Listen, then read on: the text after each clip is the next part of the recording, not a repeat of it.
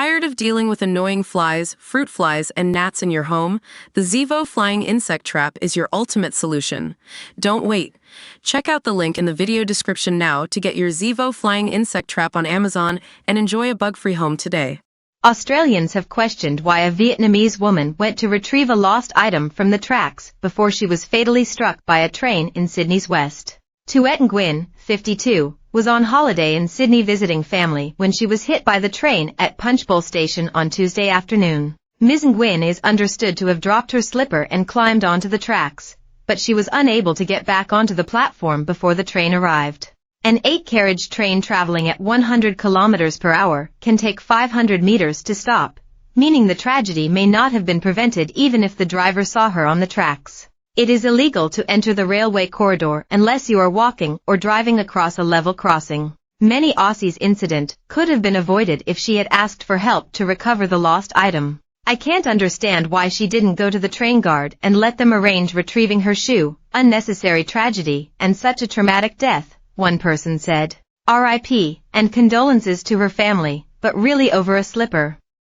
I can't help to be sorry and angry at the same time, another person said. A third added, sad that one slipper has caused grief and trauma for countless people. The girl's family, the train driver, their families, first responders, the witnesses, their families, the people on the train. The effects of this will be felt for years to come. Despite raising questions about her actions, many sympathized, suggesting that she may not have been aware of the risks of walking on the tracks. In Vietnam, they have that slow-moving train at ground level where all the markets are, and it just goes through, one said. Ours are not designed the same way, and there's no way out or safe, accessible space for people to go to if they fall off platforms. Others said commuters should think about how their actions affect train drivers. People always seem to forget the impact this has on the driver, one person wrote. A second added, I hope the train driver will be all right, it's not his fault.